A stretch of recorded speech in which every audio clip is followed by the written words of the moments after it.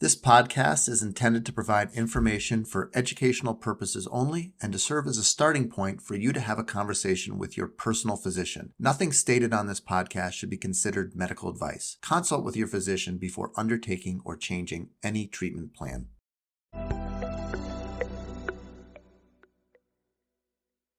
All right. Well, welcome to our next episode here of the Pound of Cure podcast. Canadian Mounjaro, eh? Today we will be covering a cardiovascular and cancer risk in our news segment. We've got a nice patient story for you, our nutrition tip of the day, as well as our questions from the audience. So we've got questions about dosing on Ozempic, metabolism. We're also talking about Paxil, supplementation, measuring success off of the scale, thyroid tumors, and pancreatitis. All right, lot to cover. Big, wide variety of things. Yeah, for sure. So let's get right into this and move into our news segment. Mm-hmm. So there's been a lot of talk about, of course, the GLP-1 medications, and everybody knows that they were initially diabetes medications. They're really helpful in lowering your blood sugar. We're also seeing the effects of weight loss, and these things are really fantastic weight loss tools. But there's additional benefits, and I think these benefits are interesting because we haven't really scientifically worked these things out. So I'm going to talk first about bariatric surgery and then about GLP-1 meds. So there's an article in Medical News Today that talks about bariatric bypass, which is, of course, the gastric bypass for weight loss, may cut cancer risk by 25%. Wow, that's a big percentage. It's a big percentage. Yeah. And actually, I think 2 years ago, our National Society meeting has like a theme, and 2 years ago, it was reducing cancer and oncology benefits of bariatric surgery. So this is known. This isn't news. We've known about this for 5 or 10 years.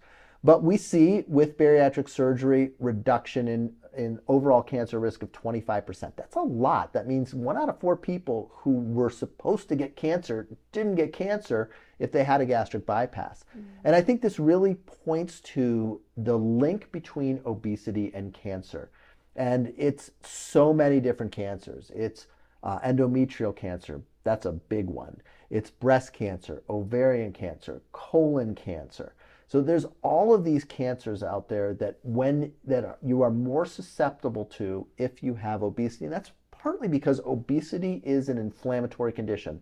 When you suffer from obesity, your body has higher rates of inflammation, and inflammation ultimately can lead to cancer. So we have also seen significant cardiovascular risk reduction with Wegovy, and there was a study that comes out that there's a couple of different studies, one on diabetics, one for weight loss, and we're seeing somewhere in the neighborhood of 20 to 25% cardiovascular risk reduction with the use of Wegovy. This is, again, really a pretty remarkable result. This is probably better than we see with most statins. We think about statins, which we take for cholesterol. Why do you take a statin? Why do you care about your cholesterol? Who cares what your cholesterol is? Nobody ever walks around and says, oh my God, I have such a headache, my cholesterol must be up today, right? It's really an asymptomatic condition to have high cholesterol. But we know that high cholesterol is linked to heart attacks, and that by taking a statin and reducing our cholesterol level, we can reduce the risk of cardiovascular events like heart attacks and strokes. So we see the same thing with Wegovy. And we probably, and this is something they're going to work out, probably going to see more.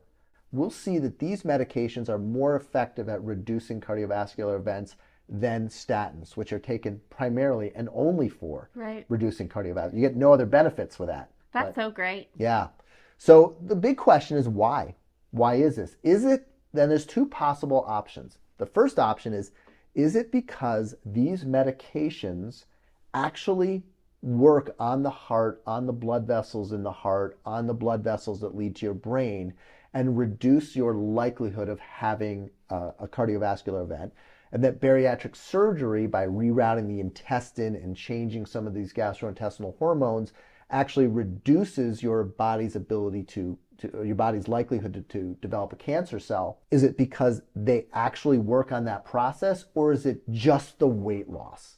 Is it by losing weight, do you reduce your risk of cardiovascular events? By losing weight, do you reduce your risk of developing cancer? And I think that's what we're going to end up figuring out, is that that Wegovy doesn't actually prevent heart attacks. It causes weight loss. Weight loss is the intermediary, and the weight loss is what reduces the cardiovascular risk. And I think we'll find the same thing when we look at bariatric surgery literature. So this is really fascinating. The truth is, it doesn't matter. This is kind of an academic conversation about whether it's the weight loss or the medication or the surgery itself. How it affects you is if you take these medications, you're less likely to have a heart attack. If you have bariatric surgery, you're less likely to develop cancer. The bottom line is that you're improving these health markers and you're improving your life expectancy. Absolutely. Absolutely. All right, so let's move over to the next segment. This is a patient story, and this is something we're seeing more and more of in our practice. I think I talked in the last episode about how bariatric surgery volumes are down 30% across the country. It's even affecting Intuitive, which makes the Da Vinci robot, and a lot of people do bariatric surgery robotically. That's probably another topic for a conversation in a future podcast. I personally am not a robot guy. But anyway, we're seeing their stock drop as a result of people's assumption that these GLP-1 medications are going to reduce or potentially even eliminate bariatric surgery. And this may be, we may see this in the future. It's hard to predict. I think we're always going to see patients like this. So this was a woman. She was in her early 30s. She just had a couple of pregnancies. She weighed 325 pounds. She was 5'5" tall. It puts her BMI, I can't do the math exactly, but it was somewhere in the 50s, I think. Definitely, one of our bigger patients. And she had tried GLP-1s in the past, got extremely nauseous, lost a lot of weight, and then developed cholecystitis, needed her gallbladder out. So she's like, forget this, I'm done with these medications. And so she opted to have a gastric bypass. And that's something when I counsel patients on weight loss surgery, you are looking to avoid medication use at all in the future. A gastric bypass is a better option than a sleeve gastrectomy because of the weight regain that we see with the sleeve that we typically treat with, of course, GLP-1 medications. Mm-hmm. So this patient said, hey, you know what? I'm kind of done with these meds. They're not for me. I don't want to take this medication for the rest of my life. I'd rather have a surgery, one and done, and lose the weight and deal with, the 1% risk of ulcers, the 3% risk of bowel obstruction, small but manageable risks. I'd rather deal with that than taking these medications. And I think that's something that we're going to start to see and it's really interesting. I have one patient come in and say, I do not want surgery. I only want meds. Don't even talk to me about surgery. I'm not interested. And the next patient comes in and says, I want the surgery. I do not want the meds. Don't even talk to me about the meds. Those things, I don't want to be on a medication for the rest of my life. Let's just talk about surgery. And it's so interesting how people are, really biased toward one or the other.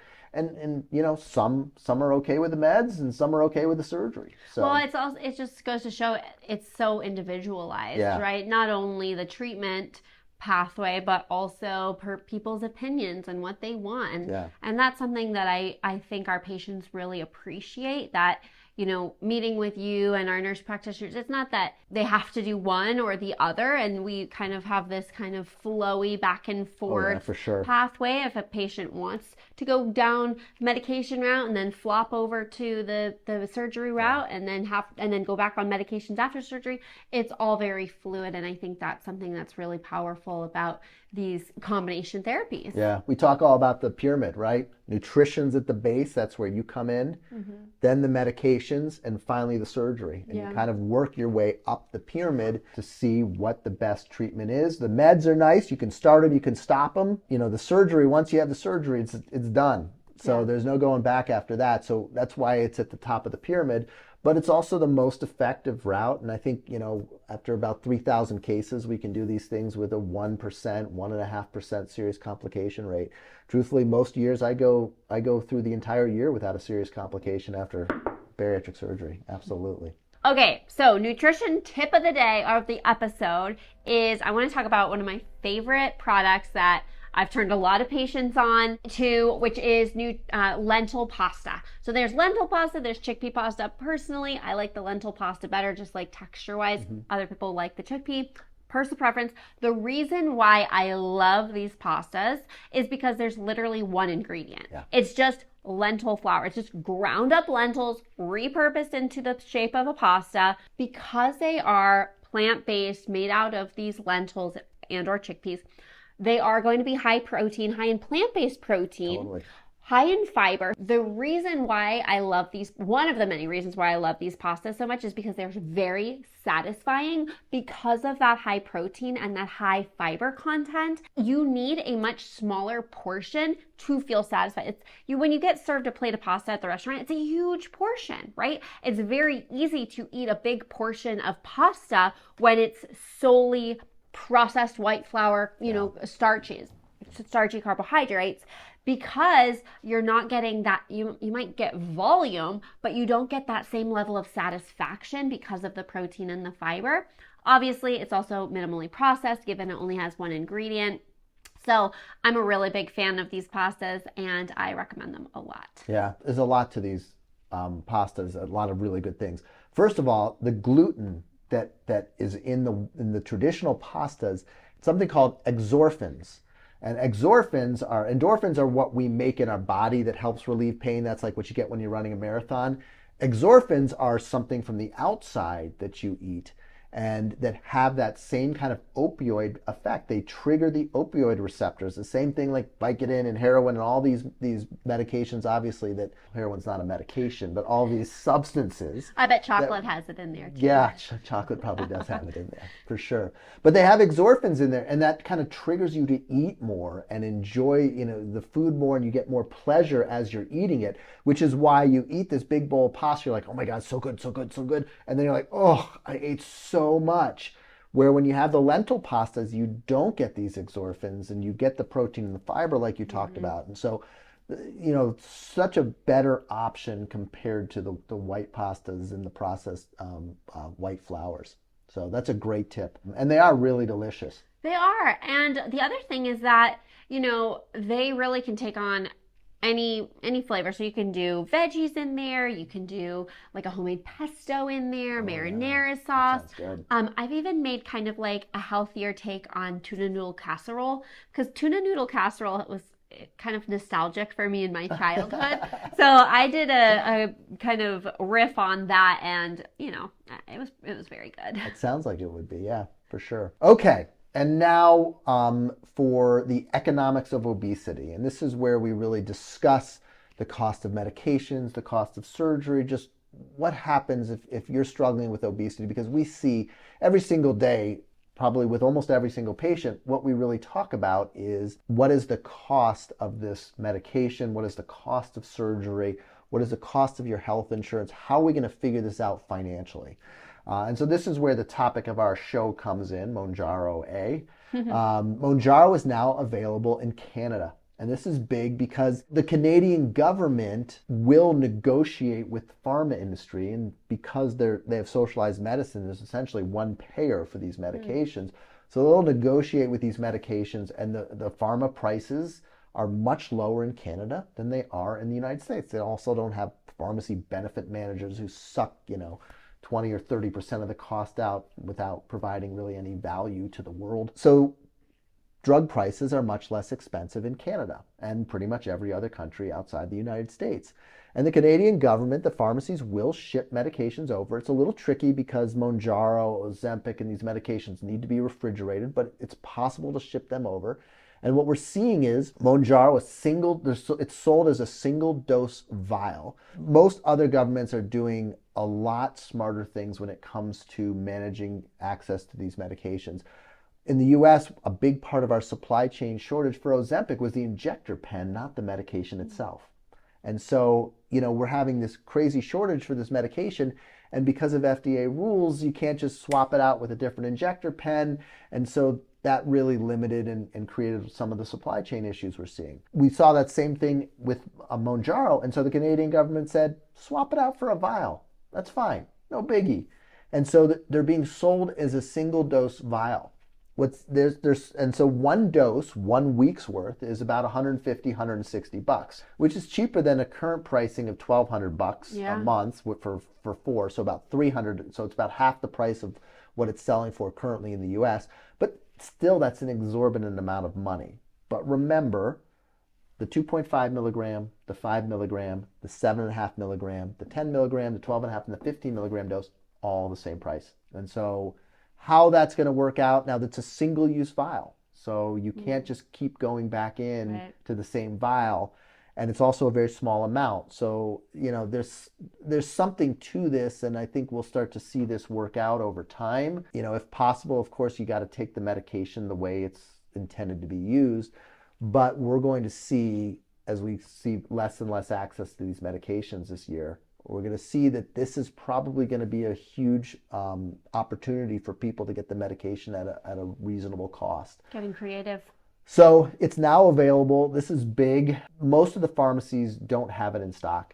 And we'll see the same supply chain issues that we saw here last year, this year in the Canadian pharmacies, but I do think that this will get worked out throughout the year. This is going to be a big component, a big way that people are getting the medication. Yeah, well, hopefully it provides, a more affordable option for people who are struggling to get their medication. More affordable than $1,200 a month? Yeah, seriously. I find it very interesting that all of the doses are the same cost. Yeah, it's kind of the proof. Yeah. The proof that there's, and again, not to, the pharma industry says it takes $1 billion to get a drug to market. And our FDA approval process is rightfully very rigorous. That's why we have such a safe supply of pharmaceuticals. But do you know who the biggest TV manufacturing advertisers, or biggest TV advertisers are? No. Pharma industry. Uh-huh. Yeah. So a huge part of that cost of that drug is on advertising, which the truth is, for Ozempic, for Mounjaro, you don't need to advertise these drugs. No. Word of mouth, social media, like us. Yeah, literally. We're right here. We're not being paid by the pharma industry, and we're talking all about how great these meds are. Yeah. When a medication is this great and this effective, you don't need to advertise for it. The biggest issue right now is they can't supply it. Maybe stop marketing so much and start making it. Yeah, there you go. I think that's way too simple of a solution, Zoe. All right, so let's move to our next segment, questions from our social media followers out there. So we get tons of questions that come to us on social media, come to us through our website. On our website, there's a form on our podcast page. You can submit a question to us. And so we've got our trusty office manager, Sierra. She's here, and she's going to read the questions, and then we'll kind of take turns. And we've identified 6 questions that we're going to cover in today's episode. Here we go. So first question is from Angie on YouTube. Hello, my doctor gave me Ozempic, but only at the 0.25 dose for 8 weeks. Is that too low of a dose to do anything? Maybe, maybe not. So when they first released Ozempic and the dosing, it all came from the diabetes space. And there's no question that diabetics respond differently to this medication than non-diabetics. And I think they lose substantially less weight. I think in the Wegovy studies, which is for weight loss, we're looking at about 16% total body weight loss. In diabetics, 9%. So that's, almost half as much weight loss. Yeah, it's a big difference. When you're diabetic, when your cells don't respond appropriately to insulin, your response to this GLP-1 medication is very different. Because there's a small group of people who are really sensitive to these medications, and because the medications last for a week or longer, the idea is you don't want to give somebody a high dose and have them be like violently ill for an entire week. They'll never want to touch that medicine again. So they came up with this kind of introductory 0.25 milligram dose, and it was supposed to be you follow it for 4 weeks, and then you increase it to 0.5. And the idea is, and the way this was sold is 0.25 is a homeopathic dose, meaning it's really just barely enough. It's not really going to work. And it's just a test dose to make sure that you're not one of these people who's super sensitive. Introduce it to your system. Exactly. But I'm not so sure with the non-diabetics that that's a true statement, because we see people go on 0.25 milligrams and lose a ton of weight. And so we generally don't follow this do it for 4 weeks, then increase the dose, then stay on that dose for 4 weeks, then increase it some more. Essentially, when we work with patients on these medications, we don't rapidly increase the dose. So the answer to this question is, if you had good satiety, you lost some weight, 3, 4, 5, 6, 7, 10 pounds in a month, and are feeling comfortable, stay on 0.25. And we kind of work through this, and we keep you on the dose, and as long as you're still losing weight, we stay at that low, comfortable dose. This is not a ramp the dose up and stay on it as long as possible. These medications are intended for long-term use. Right. So whether we get you to the highest dose in 3 months, 6 months, a year, it doesn't really matter. It kind of parallels our post-op nutrition. Yeah. It's not by a specific amount of time. It's how are you responding? How are you doing? There's not a prize when you reach a certain end. Yeah, no, absolutely. It's a great analogy. So if you're doing well on 0.25 and you're losing weight and you're feeling some satiety, stay on 0.25. Yeah. We see people lose a lot of weight on 0.25. We also see people go on it and lose nothing and have absolutely zero effect. And those patients, we're going to move up to 0.5. Yeah. And I'm not sure it should take 4 weeks to figure that out. You know, why not after 2 or 3 weeks? If you're not losing weight and not having any results whatsoever and are really dialed in on nutrition and things aren't moving the way you'd want them to, maybe go up on the dose a little early. So I think this idea that there's this like prescribed way that you've got to take them, we need to get away from that. Mm-hmm. Everybody's going to respond a little bit differently to these meds, and we have to be able to work with you to get the dose to the right amount so that you're comfortable but also losing weight and finding some success. Mm-hmm. Okay, next question is from our TikTok video, sleeve or bypass. This is from Tammy. Do you ever check metabolism? This is a good question. So here in our office, we do not, but the reason is a little bit more complex than it's an expensive piece of equipment. Because I actually used to check metabolism, basal metabolic rate via indirect calorimetry at my old job. And the thing is that there are so many factors that impact that number, that reading, right? So whether you haven't fasted enough, or what you ate beforehand, or if we tested it in the middle of exercise, there are your basal metabolic rate, that one piece of data that gets extracted from that test can change a lot throughout the day based on those different circumstances. And so we like to think of metabolism more so as a whole in terms of what you are doing, what you're doing for your nutrition and exercise, and maybe if you're on medication, working towards reducing that set point and that kind of thing. So no, we do not test metabolism because of that change in that BMR. Yeah.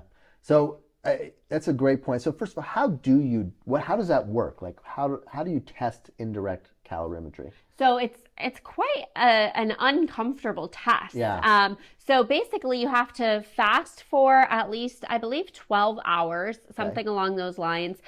You have to get in this chair, you get all comfy, you have this mask on. We have to make sure that you have as low of a heart rate as possible. So when I was doing it, it was, you can't look at your phone just in case you read a stressful email and your heart rate spikes up, right? It's trying to be as low of heart rate as possible, which our heart rate is not as low as possible all day long, right? Especially not when you have this big mask on your face, right? Exactly. You can't relax. So, and then you sit in that chair and breathe for about 15 to 20 minutes. And basically it measures your carbon dioxide and your oxygen consumption, and your heart rate and all of that sort of thing. And so we see some really strange numbers that don't make a lot of sense sometimes, right? And so I think it's just important that if you want to go get it done, it could be another piece of data to add into your toolbox, but just keep in mind, don't take that one number as an end all be all, because it will change so much throughout the day depending on circumstances. Yeah, you're just getting a point on the curve, but if you're really going to make a good evaluation, you need the entire curve. And that's just not possible to get. They're trying to do that with this the thing you exhale into. I forget what that's called. Yeah, There's like a it's handheld. all over Instagram or whatever. Yeah. And that just measures what's called your respiratory quotient, which is a ratio of your exhaled carbon dioxide to your inhaled oxygen, or maybe it's the other way around. I'd have to look it up. But it tells you, whether you're burning fat or whether you're burning protein or whether you're burning carbohydrate. And that's kind of similar thought process as, how can you use that to determine what you should be eating or how you should be exercising? This is all tiny pieces of data. It's a very blunt instrument. The human body is extremely complex. It'd be great if you could measure metabolism. It's really hard to throughout the entire day. And I think also what we have to remember is that we can get lost in the forest. What's the saying? Like lost in the trees, we should look at the forest. Whatever it is. Getting stuck on these very minute details and like trying to track every piece of data, whether it's measuring your metabolism and maybe a continuous glucose monitor, like all of these different data points, but like not remembering general good nutrition principles and kind of over complicating things, I think it's completely unnecessary. Yeah. It also, I think, leads you down some false paths. Like, for instance, if you drank a Coca-Cola right before you sat down and had your metabolism measured, but what happened to your metabolism? It's going to go way up trying to burn off the calories that you just drank in the Coca-Cola. And so you might assume, a good high metabolism rate is good, so I should just drink Coca-Cola all the time. But that's obviously not a good assumption to make. So I think a lot of times it kind of can reinforce or get you to think, hey, I can do these bad behaviors and it doesn't affect me, or it might even affect me in a positive way. And so the data just it's not accurate. And so when you start, what do they say? Garbage in, garbage out, right? If you get garbage data, you can't make any assumption you make based on garbage data is going to be garbage. Mm-hmm. So, all right, Sierra, what do we have for our next question? Okay, this one is from Juanita on our YouTube video, How to Prevent Your Stomach from Stretching After Weight Loss Surgery. She says, so I take Paxil for my anxiety and it has made me gain 30 pounds. Should I still take it after my surgery? All right, so medication-induced weight gain is a huge issue, dramatically under-recognized. I actually just saw a advertisement for Vraylar, which is a new antidepressant, and their big push on this, and I was actually really, really happy to see this. Their big push is that it's relatively weight neutral. So I think people have caught on that a lot of the bipolar medications, a lot of the second generation antidepressants, and some of the SSRIs too, in some people, not in everybody for sure, can cause weight gain. Doesn't mean you shouldn't take them, just means you have to factor that into any decision you make about whether you should or shouldn't be using that medication. So Paxil isn't one that we see as much weight gain from as we see with maybe Abilify or lithium or risperidone. But it can cause weight gain in some people. It sounds like in this circumstance, 30 pounds is a lot. So when I see 30 pounds, that's usually medication induced, especially over a reasonable time period. You also have to ask yourself, was it weight regain versus weight gain from, weight gain to me is from one highest weight to the next, where weight regain is I lost 15 pounds and then I gained 15 pounds back. Very different processes, very different causes. So the thing I'd talk to you about with Paxil is that withdrawing from Paxil, coming off Paxil, that is probably one of the hardest medications to wean yourself off of. And so whether you take it, whether you don't, you need a physician supervising this decision. I am not an SSRI expert or psychiatrist or anything like that. I don't prescribe them, I don't manage them, but I do know when a patient that I'm operating on is taking Paxil, I make sure they get Paxil post-op. Day one, they're getting their Paxil. I will not mess with that drug because even a few days of stopping that medication can be really rough. And so whatever you do, talk to your prescribing physician about this. If you are not taking it anymore, I'd be careful about restarting it. If you are taking it, you cannot just stop it.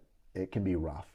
And so this is a kind of a tricky question, but be careful with this. These medications are not something that you should mess around with. You can't just say, hey, well, Dr. Weiner's mentioned Abilify on his podcast and that it causes weight gain, and so I'm going to stop taking it. You can't just do that. You must talk to your prescribing physician. That disclaimer we have at the beginning of the podcast, that's a real advice. Take it, please. So, all right, what do we got next, Sierra? Okay, this one is from Margaret on our website. What supplements do you suggest? So first off, I want to say I'm a very much a food first type of gal. Yeah. I think that it's eat your vitamins, don't take your vitamins. Yeah, exactly. Yeah. Like eating a variety of colors from fruits and vegetables. Right? Of course, we want to try to get the majority of your nutrients in through whole foods first. Now, there are situations that supplementation is very helpful, such as after surgery, after bariatric surgery, right? That's a big thing that we talk about. And, being on a GLP-1 medication, if you are severely restricted in how much food you can eat, you are prone to developing deficiencies as well. So I do think that having in those two scenarios, having a quality multivitamin, perhaps you may need an iron, perhaps you may need a calcium. It really will depend on, if you've had surgery, how much your medication is limiting your volume.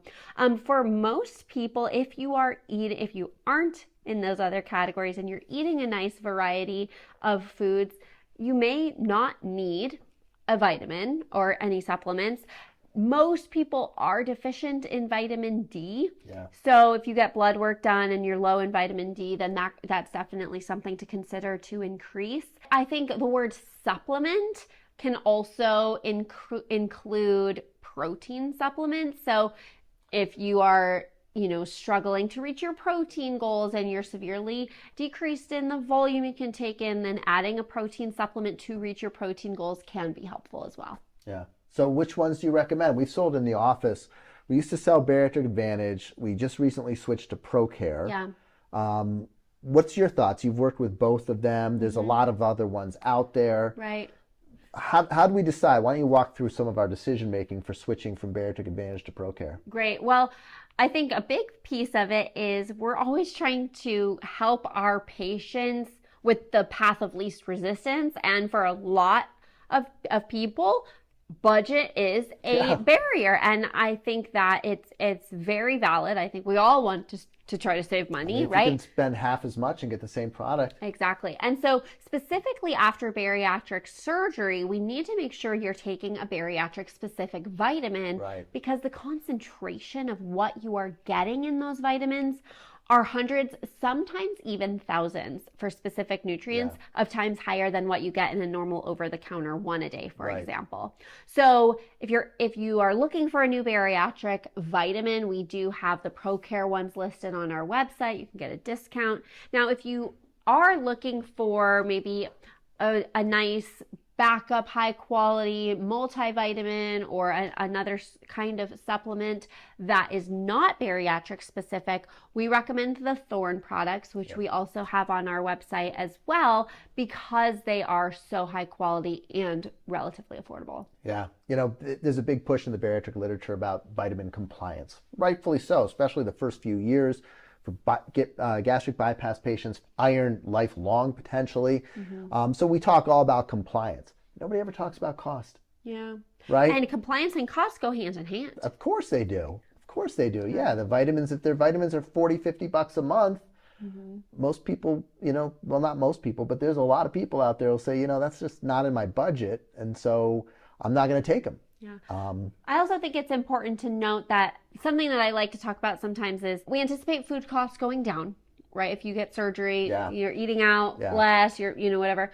And so part of signing up for surgery is recognizing that maybe food costs go down, but your supplementation budget does need to go up. Right. No, absolutely. I think that has to be part of the informed consent process. Yeah. Here's what having bariatric surgery costs. Yeah. Right? So we've already talked about the economics of obesity. There's one more component to it. But yeah, we recommend ProCare because we think they're quality vitamins and they're generally about half the price of most other vitamins. Okay, next question is from Janice from our YouTube video, How to Lower Your Set Point. I've been dieting 4 months, went vegan, lost 8 pounds, and just stopped. I think I need to lose 20 pounds more. It's so discouraging to get on the scale every day at the same weight. Interesting video. So there are a couple things I want to address here. First off, vegan, if we're talking about plant-based diet, we know that we promote and suggest that most people follow a mostly plant-based diet. Where I have a question, or where I maybe want some more information, is if you're getting enough protein, or if you're eating the right variety of foods within the vegan diet. So that's kind of a sub follow-up question. Yeah, no, absolutely. Yeah. And so that would be something I would think through is, okay, are you getting everything that you need nutritionally via that vegan diet? Now, the other piece that I want to address is, we know that the scale is not always the best measure of success, because it is frustrating, and most people are very emotionally attached to that number on the scale.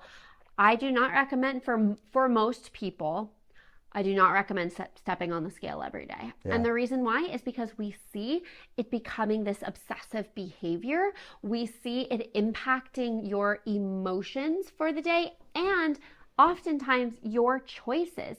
Perhaps you step on that scale, it went up, you're frustrated. Oh, I better skip breakfast today, or it goes down, woohoo, I can treat myself extra with whatever.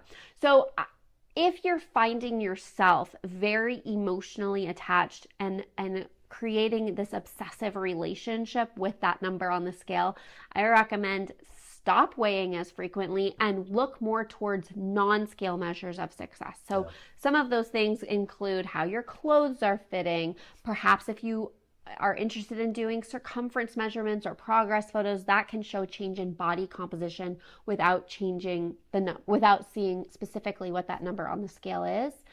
Other non-scale measures of success include improved lab work, maybe being your performance in your exercise, whether that's walking further or lifting heavier, or not needing to take a break walking up a flight of stairs, right? There are all of these really, really wonderful ways to see progress and celebrate your success that don't include that number on the scale, and I recommend honing in on those if you feel as though you are, quote, quote, doing everything right and that number not budging. Yeah.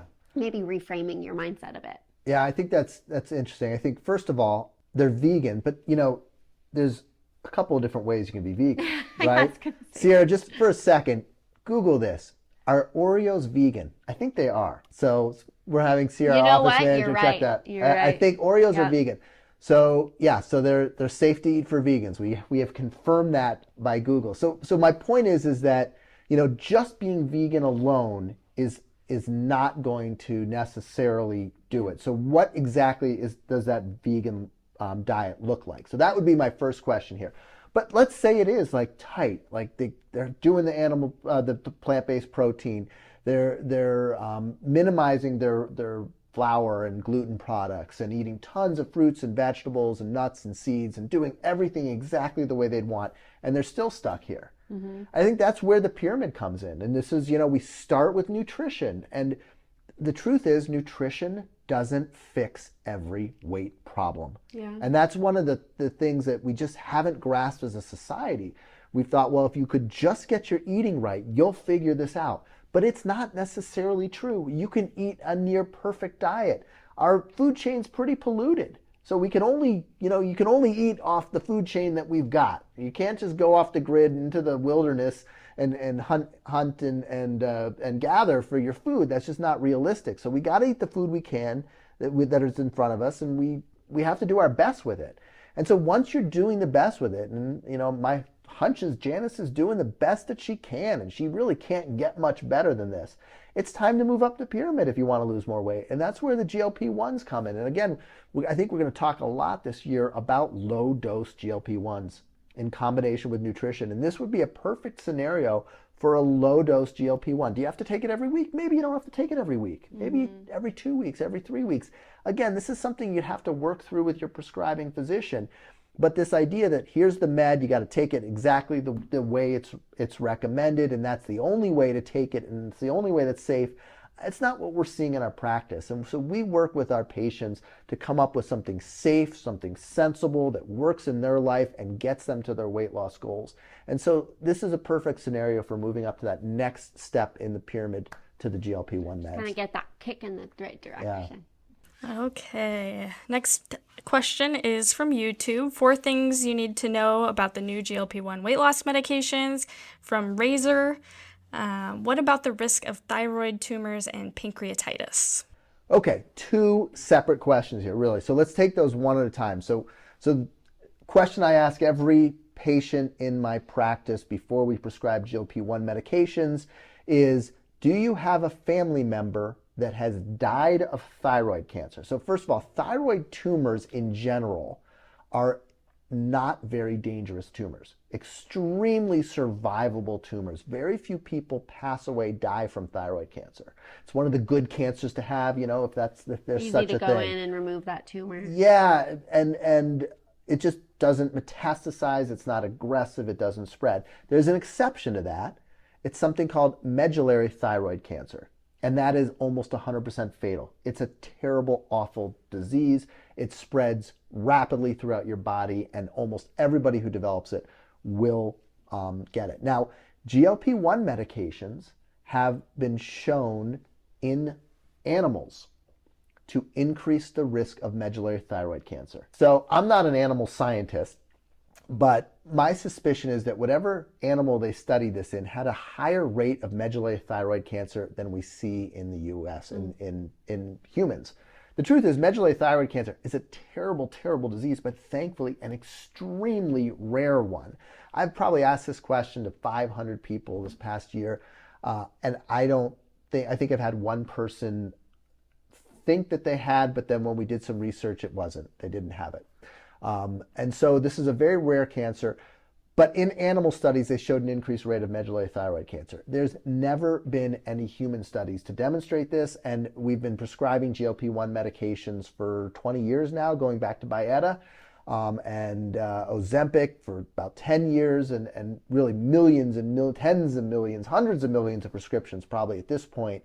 And we're not seeing an increased risk of medullary thyroid cancer. There was originally some discussion about some of the less dangerous thyroid cancers like papillary and follicular cancer having increased rates of with GLP-1 meds. That hasn't panned out either. I haven't seen any science that really supports this. Now, pancreatitis is a different issue. The rate of pancreatitis is about 8 to 9 times higher if you take GLP-1 medications. So your pancreas is an organ that is at the very core of you. And it kind of sits within the intestines, kind of somewhere between the front of your abdomen and the back, and your back. And it is, it's where our insulin's made, it's where our digestive enzymes are made. And taking GLP-1 medications increases your risk of developing pancreatitis, again, by 8 or 9 times. Now, pancreatitis can be terrible. It can be one of the worst diseases you could ever have. It can take someone who's totally healthy and fine, and they can be on the verge of dying within a few days. So that thankfully is about as rare as medullary thyroid cancer. The overwhelming majority of cases of pancreatitis are what are called self-limited, meaning the pancreas gets inflamed.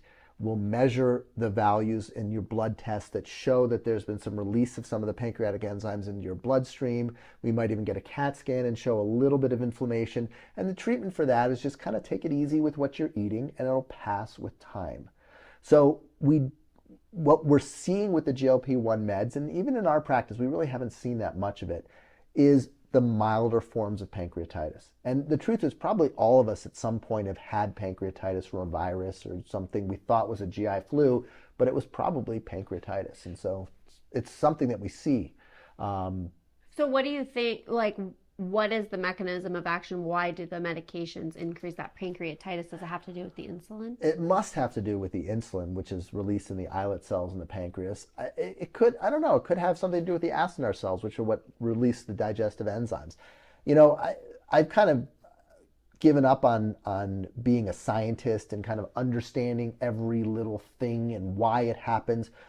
First, because we understand so little that if you're going to really have a complete and detailed grasp on every single question about how the body works, it pretty much can be the only thing you do. Yeah, you can't, except your whole you can't day. see patients, you can't operate. So I'm a clinician. I see people all day long. I operate. That's what I do. So I don't know why it does. I know that it does, and I think that is really how we can make decisions that impact people. How it works, that's for the scientists to figure out. If there's maybe a medication or something that can reduce the risk of it, that's not my role. My role in life is to help patients manage these medications, go through bariatric surgery safely, and so we see that when you take these medications, it increases your risk, and it means this is one of the risks. Mm-hmm. We see it more with some forms compared to others. So actually, the one that I think has one of the higher rates of pancreatitis is Trulicity. And Trulicity is probably one of the worst GLP-1s when it comes to weight loss. It doesn't give all that great of results yeah, anyway. No, it's really kind of crappy weight loss with Trulicity. So this is something we'll have to kind of work out over time. But there definitely is an increased risk of pancreatitis. Now, is it something that's going to significantly impact your life? Most likely not. Is it something that may result in you having to stop the medication? It might be. It might be. And I think we may see that in the years to come, that this may be something that kind of limits people's ability to tolerate the medications over the long run. Well, I think that wraps things up for us. Episode 7, I think we've made a commitment. We're doing this for the year, for 2024. We're also taking little segments from this and putting them out on Instagram and TikTok. So if you like that, you can follow us on those. We kind of dress them up a little bit more. We've got some good video editors doing some work for us. But I think that wraps up our show. Yeah, thanks for listening, and we'll see you next time.